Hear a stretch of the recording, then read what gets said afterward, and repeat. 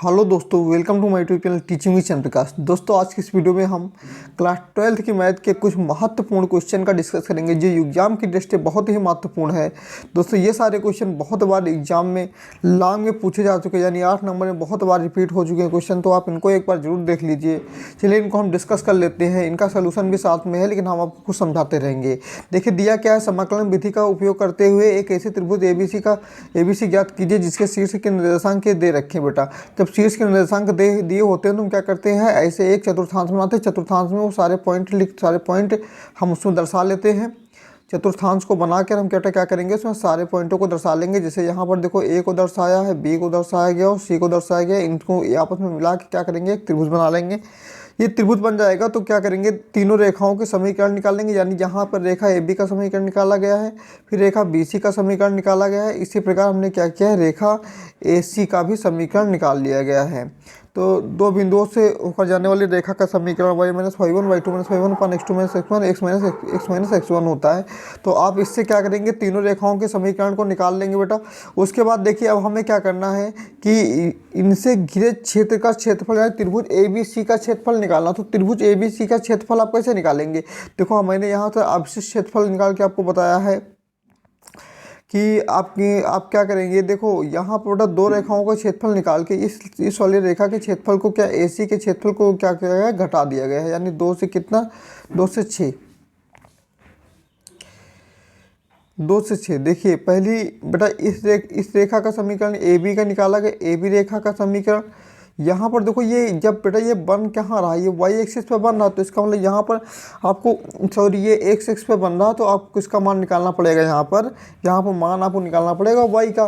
तो यहाँ से रेखा AB का समीकरण लिमिट क्या ले लेंगे, 2 से ले लेंगे 4, और प्लस रेखा BC का समीकरण लिमिट बेटा क्या लेंगे, 4 से 6 ले लेंगे। आपको समझा देते हैं थोड़ा सा हम। देखिए यहाँ जो अवशिष्ट क्षेत्रफल होगा, यानी जो अवशिष्ट क्षेत्रफल आएगा बेटा, यहाँ पर अवशिष्ट क्षेत्रफल जो आएगा वो कितना हो जाएगा, वो देखो 5/2, यानी रेखा ए बी का समीकरण में y का मान निकालेंगे, लिमिट लेंगे 2 से 4, और जो भी y का मान आएगा उसको रख देंगे, इंटीग्रेशन कर देंगे। प्लस रेखा बी सी का समीकरण, लिमिट लेंगे 4 से 6 और इसको कर देंगे, और इस रेखा ए सी के समीकरण से y का मान निकालेंगे और लिमिट क्या लेंगे, 2 से 6 ले लेंगे और इसको घटा देंगे। क्या होगा, त्रिभुज ए बी सी का क्षेत्रफल निकल आएगा। सिंपल सा इंटीग्रेशन है, आप इसको इंटीग्रेशन कर लेंगे, आपका आंसर यहाँ पर आ जाएगा। चलिए नेक्स्ट क्वेश्चन का डिस्कस कर लेते हैं। नेक्स्ट क्वेश्चन दिया है बेटा, आपका एग्जाम आज ही है तो इसीलिए मैं थोड़ा फास्टली क्वेश्चन को डिस्कस करके आपको समझा देता हूँ और आप इनको अच्छे से देख लेना। क्षेत्रफल x, y, यानी कि एक परवलय दे रखा y square equal to Y square less equal to 4x और 4x स्क्वायर प्लस का 4y square equal to less equal 9 का क्षेत्रफल ज्ञात कीजिए। यहाँ पर देखो एक वृत्त दे रखा है और एक परवलय दे रखा है। माना कि दो वक्र y square equal to 4x तथा 4x square plus 4y square equal to 9 है। इनमें से घिरे हुए क्षेत्र का क्षेत्रफल ज्ञात करना। तो सबसे पहले क्या करना है, जब भी वृत्त दिया होगा आप उसको केंद्र को निकाल लेंगे। देखो यहाँ परवलय दे रखा, परवलय से बेटा बिंदु निकाल लेंगे, फिर दोनों का प्रतिच्छेदन बिंदु निकाल लिया गया, इसमें दर्शा दिया गया है। जब दर्शा देंगे तो हमारा एक कॉमन क्षेत्रफल मिल जाएगा। यहाँ देखो हम ये नहीं बोला कि प्रथम चतुर्थांश से सेकंड चतुर्थांश में ज्ञात कीजिए। जब ये नहीं बोलेगा तो आपको दोनों में ज्ञात करना है। जब बेटा ये नहीं बोला जाएगा तो आपको क्या करना है, दोनों में ज्ञात करना है। तो हमने देखो यहाँ पर क्या किया, 0 से 2√2x, यानी कि हमने क्या किया, पूरे जो इधर से जो परवलय गया ना, परवलय के क्षेत्रफल में से हमने क्या, परवलय का क्षेत्रफल और सर्किल के क्षेत्रफल दोनों को हमने क्या किया, ऐड कर दिया। ऐड करने पर क्या होगा, ये हमारा अवशिष्ट क्षेत्रफल निकल आएगा। चलिए सिंपल सा इंटीग्रेशन है, आप इनको देख लेंगे समझ जाएंगे। चलिए आगे देखेंगे। नेक्स्ट क्वेश्चन क्या दिया, समाकलन विधि का प्रयोग करते हुए रेखाओं से घिरे क्षेत्र का क्षेत्रफल ज्ञात कीजिए। भाई सिंपल वैसे ही क्वेश्चन, अभी तक हमें क्या दे रखा था, अभी तक हमें जो है त्रिभुज दिया था तो हमको उसका क्षेत्रफल निकालना था। अब हमें रेखाएं ही दे रखी हैं। अब रेखाएं दे रखी तो उन रेखाओं के कटान बिंदु को निकाल लेंगे, और कटान बिंदु को निकालने के बाद या फिर पॉइंट निकाल लेंगे। पॉइंट निकालने के बाद हम क्या करेंगे, त्रिभुज बना लेंगे। फिर उनका जहाँ जहाँ वो एक दूसरे को इंटरसेक्ट करेंगे वो पॉइंट हम निकाल लेंगे। वही उन्हीं पॉइंट से घिरा हुआ क्षेत्रफल क्या होगा, एक कॉमन क्षेत्रफल। यानी देखो ये एक पॉइंट ये, एक पॉइंट ये और एक पॉइंट ये, तो यही हमें क्या होगा, अवशिष्ट क्षेत्रफल निकालना होगा। तो आप इसका क्षेत्रफल निकाल लेंगे। इसमें भी बेटा क्या करेंगे, अवशिष्ट क्षेत्रफल आप निकालेंगे कैसे। तो अवशिष्ट क्षेत्रफल निकालने के लिए देखो हमने क्या किया है, 1 से 4 1 से 4 और रेखा जो है सबसे ऊपर वाली रेखा को ले लिया गया है।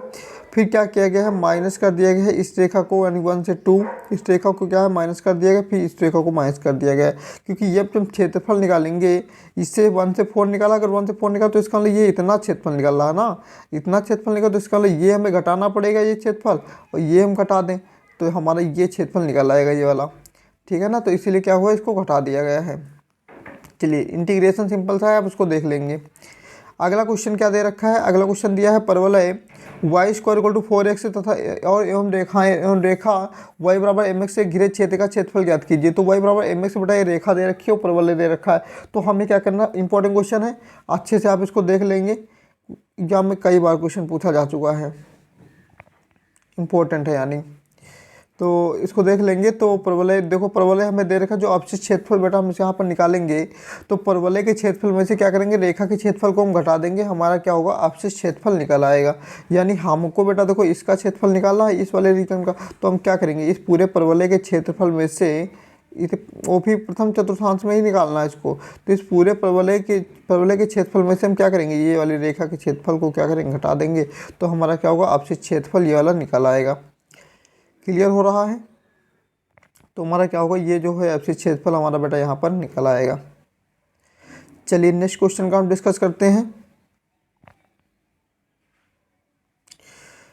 तो ऐसे आप सिंपल सा इंटीग्रेशन है, आप इसका इंटीग्रेशन देख लेंगे बेटा, आसानी से हो जाएगा। अगला क्वेश्चन क्या दिया है कि 9 दिया है, दीर्घवृत्त X square upon A square plus Y square upon B square equal to 1 और एवं रेखा X upon A plus Y upon B equal to 1 से घिरे क्षेत्र का क्षेत्रफल ज्ञात कीजिए। ये हमें क्वेश्चन दे रखा है। तो इसको हम क्या करेंगे, देखिए यहाँ पर बेटा हमें दीर्घवृत्त दे रखा हो, तो हम एक क्या करेंगे, दीर्घवृत्त को बना लेंगे, और जो रेखा दे रखी है यानी रेखा का जो पॉइंट होगा 0, ए हो जाएगा और 0, बी, और क्या होगा, तो 1, 0 होगा, 0, बी हो जाएगा। 2 पॉइंट होंगे, दोनों पॉइंट को हम दर्शा देंगे यहाँ पर।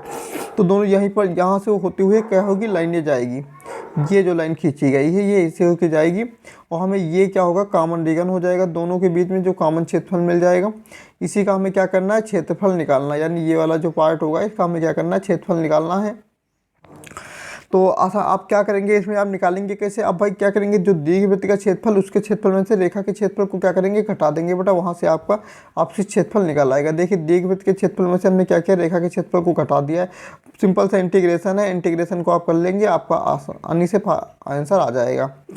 इंपॉर्टेंट क्वेश्चन है भाई, इसको देख लेना, बहुत ही इंपॉर्टेंट है, कई बार एग्जाम में पूछा जा चुका है। तो क्वेश्चन क्या है, इम्पोर्टेंट है, तो आप इसको देख कर जाएंगे। चलिए नेक्स्ट क्वेश्चन को देख लेते हैं। सिद्ध कीजिए कि दी हुई त्रिज्या ऊंचाई और महत्तम आयतन वाले शंकु का अर्धशीर्ष कोण tan इनवर्स √2 होता है। हमने इन सब क्वेश्चन को करा दिया था, बट बेटा टाइम ना मिलने के कारण आपके बीच में डिस्कस नहीं हो पाया। सिद्ध कीजिए कि दी हुई त्रिज्या ऊंचाई और महत्तम आयतन वाले शंकु अर्धशीर्ष कोण tan इनवर्स √2 होता है। तो हमें देखो यहाँ पर क्या करना, tan इनवर्स √2। अब यहाँ देखो बेटा महत्तम आयतन के साथ आया है, यानी कि जो हम डिफ्रेंसिएशन करेंगे ना वो आयतन के साथ करेंगे। भाई जिसके साथ महत्तम में विनिमय दिया हो, सोच लो कि हाँ हमको उसी के साथ क्या करना है, उसी के साथ डिफ्रेंशिएट करना है। अब इसमें देखो हमें एक चीज़ और दे रखी, त्रिज्या ऊंचाई दी, तो त्रिज्या ऊंचाई क्या होगा, यहाँ कांस्टेंट हो जाएगी। त्रिज्या ऊंचाई जो होगी, जो हमें दिया है वो कांस्टेंट हो जाएगा। अब यहाँ वेरिएबल बचा क्या, यहाँ वेरिएबल आर बचा है, तो क्या करो भाई, आर बचा है या तो एच बचा है, तो या तो लंबाई बढ़ सकती है या तो फिर उसकी रेडियस को बढ़ सकता है। तो लंबाई या रेडियस के किसी एक वेरिएबल में इक्वेशन को बना लो वैल्यूम को, और क्या करो, डिफरेंशिएट कर दो, आपका आंसर वहाँ से आ जाएगा। महत्तम में विनिमय दिखाने के लिए हम क्या करते हैं, एक बार डिफरेंशिएट करते हैं, फिर उसको 0 के बराबर रखते हैं, वहाँ से एक वेरिएबल का मान निकालते हैं, फिर d2 भी अपन में ds स्क्वायर निकालेंगे। फिर बेटा जिस पॉइंट वहाँ पर निकलेगा उस पॉइंट पर हम क्या करेंगे, इनके मान को निकालेंगे। मान निकालने पर क्या करेंगे, अगर ये क्या हुआ 0 से लेस आ रहा है तो मतलब तो वो क्या हो जाएगा, उच्चतम हो जाएगा। तो इस बराबर L/√3 पर ये क्या है, उच्चतम है। तो यहाँ पर हम क्या मान रखेंगे बेटा, आसानी से आ जाएगा हमारा फार्मूला। देखो इस त्रिभुज को बना लेंगे, यहाँ tan अल्फा लगा देंगे, तो tan अल्फा इक्वल टू क्या हो जाएगा, L/h हो जाएगा। लंब बटे कोण होता है, तो उससे प्रूव करेंगे, आसानी से प्रूव हो जाएगा। चलिए नेक्स्ट क्वेश्चन को हम देख लेंगे। नेक्स्ट क्वेश्चन क्या दिया है कि सिद्ध कीजिए कि दिए हुए पृष्ठ और महत्तम आयतन वाले लंबवतीय शंकु का अर्धशीर्ष कोण sin इनवर्स 1/3 होता है। तो बेटा ये भी क्वेश्चन बहुत ही इंपॉर्टेंट है, आप इसको अच्छे से देखेंगे। क्वेश्चन क्या है, इंपॉर्टेंट है, तो इसको आप देख लेंगे कि सिद्ध कीजिए कि दिए हुए पृष्ठ का महत्तम आयतन वाले लंबवृत्तीय शंकु का अर्धशीर्ष कोण जो होता है sin 1/3 होता है। तो सबसे पहले ये दिखाना है कि इसका आयतन जो होगा वो महत्तम होगा। उसके बाद हम सिंपल सा क्या करेंगे, इसमें साइन लगा देंगे, वह हमारा आसानी से आ जाएगा। तो यहाँ से आप देखो, यहाँ पर भी क्या दिया कि महत्तम आयतन वाले, तो आपको आयतन में ही निकालना है। तो आयतन को क्या करें, महत्तम दिखा देंगे। आसान क्वेश्चन है, एक बार आप इसको देख लेंगे अच्छे से। मैं आपको अच्छे से एक बार इसको दिखा देता हूँ, आप देख लीजिए इसको अच्छे से बेटा इसको समझ लेंगे। इम्पोर्टेंट क्वेश्चन है, एक बार जरूर देख के जाइए इसको। हाँ, अगला क्वेश्चन क्या दिया है कि सिद्ध कीजिए कि, क्वेश्चन को हम दिखा देते हैं। हाँ, अगला क्वेश्चन दिया, सिद्ध कीजिए कि कैपिटल आर त्रिज्या के गोले के अंतर्गत विशालतम शंकु का गोले का आयतन गोले के आयतन का 8/27 होता है। ये हमें दिखाना बेटा। तो देखो यहाँ हम क्या करेंगे भाई, यहाँ विशालतम शंकु का आयतन क्या दे, विशालतम शंकु का आयतन, तो विशाल शंकु के सापेक्ष में क्या डिफरेंशिएट कर देंगे, मतलब कि शंकु के आयतन का हम क्या करेंगे बेटा, यहाँ पर डिफरेंशिएशन करेंगे। ये सोचो कि गोले के आयतन को हम, गोले की त्रिज्या कैपिटल आर दे रखी, शंकु की त्रिज्या को स्मॉल आर मान लिया, तथा ऊंचाई को हमने क्या मान लिया कि ऊंचाई को मान लिया हमने एच मान लिया। अब इसमें त्रिभुज एबीसी में क्या पाइथागोरस प्रमेय लगा दिया, ये हमने निकाला। तो यहाँ से क्या निकला, r² = 2h capital R minus का h² निकला। फिर शंकु के आयतन में हमने इस वैल्यू को रख दिया। फिर हमने क्या किया, डिफरेंशिएट कर दिया। डिफरेंशिएट करने पर क्या हुआ बेटा, जब डिफरेंशिएट किए तो उसको एक बार डिफरेंशिएट करो, फिर उसको क्या 0 के बराबर रखो, वहाँ से h का मान निकाल लिया r के पदों में। अब d2v/dh² निकाला गया है, एक बार अगेन इसको डिफरेंशिएट किया गया है। dv/dh को एक बार क्या हुआ है, दोबारा डिफरेंशिएट किया गया, वहाँ से क्या निकला, d2v/dh² निकला है। फिर h बराबर 4r/3 पर क्या है, इसका मान निकाला गया। तो क्या आया है, ये मान जो आया है ये 0 से बेटा क्या आया है, कम आया है। तो इसका मतलब ये क्या हो जाएगा, अधिकतम हो जाएगा। तो इसी पॉइंट पर क्या हुआ, आयतन को निकाल लिया गया, वैल्यू रख दिया गया है। जो भी जिस पे ये अधिकतम हुआ है वहाँ से आसानी से इसका क्या हुआ है, हमने इसको प्रूव कर दिया है। चलिए नेक्स्ट क्वेश्चन को देख लेंगे। सिद्ध कीजिए कि न्यूनतम पृष्ठ का दिए हुए आयतन के लंबवृत्तीय शंकु की ऊंचाई आधार की त्रिज्या की √2 गुना होती है। भाई इंपॉर्टेंट क्वेश्चन है, एक बार बेटा आप इसको भी समझ लेंगे। और क्वेश्चन क्या है, ये जितने भी क्वेश्चन हमने इस वीडियो में डिस्कस कर रहे हैं सारे क्वेश्चन इंपॉर्टेंट है। तो अभी आपके पास टाइम है, आप कुछ सब कुछ छोड़ के आप इन क्वेश्चन को जरूर देख लीजिए एक बार। बहुत ही इंपॉर्टेंट क्वेश्चन, मैं आपको इसको दिखा देता हूँ, ज़्यादा समझाने का टाइम है नहीं, वीडियो अपलोड करने में काफ़ी टाइम हो जाएगा हमें। तो इसीलिए हम आपको इसको आसानी से थोड़ा थोड़ा करके आपको दिखा देते हैं, आप इनको अच्छे से समझ लीजिए। और पीडीएफ चाहिए तो कमेंट बॉक्स में लिखिए, हम आपको पीडीएफ भी प्रोवाइड करा देंगे। चलिए आगे आप इसको देख लीजिए। ये बेटा दे रखा है, ये तो बहुत ही इंपॉर्टेंट क्वेश्चन है भाई, कई बार एग्जाम में पूछे जाते हैं ऐसे क्वेश्चन, तो इंपॉर्टेंट बहुत ज़्यादा है बेटा, देखना ही देखना है। तो हम देख लीजिए। आशा करते हैं वीडियो हमें अपलोड करने में लेट हो गया, लेकिन बेटा क्या करें, प्रॉब्लम ही हो गई थी। चलिए आगे देख लीजिए, देख लें आप इसको आसानी से। चलिए नेक्स्ट क्वेश्चन देख लेंगे आप। ये भी क्वेश्चन बहुत ही इंपॉर्टेंट है बेटा, इसको भी आप आसानी से देख लीजिए। एक बार आप देखेंगे आपको समझ में आ जाएगा, आसानी से आप इसको देख लीजिए। कुछ नहीं करना होता है इसमें, खाली क्या करना होता है, जो भी देखो हमें जितने स्वेच्छाचार दिए होते बेटा उतनी बार डिफरेंशिएट करना होता है बस। 2 स्वेच्छाचार C1 और C2 दे रखे हैं, तो यहाँ 2 बार डिफरेंशिएट कर दो, ये क्वेश्चन ऑटोमेटिक वैसे ही बन जाएगी, ठीक है ना।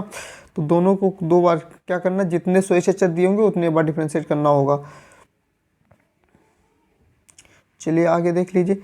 ठीक है, इतने ही क्वेश्चन बेटा क्या है कि जो हमें लगा कि ये क्वेश्चन ज़्यादा इंपॉर्टेंट है और आपसे नहीं हो सकते हैं, होने में प्रॉब्लम होगी, तो इसीलिए हमने इन क्वेश्चनों का डिस्कस इस वीडियो में कर दिया है। तो आशा करते हैं दोस्तों वीडियो अच्छी लगी होगी। वीडियो अगर अच्छी लगी तो वीडियो को लाइक करें, और चैनल पर पहली बार है तो चैनल को सब्सक्राइब करें, अपने दोस्तों के साथ वीडियो को शेयर किया करें। दोस्तों इसी के साथ वीडियो को एंड करते हैं। थैंक यू, धन्यवाद।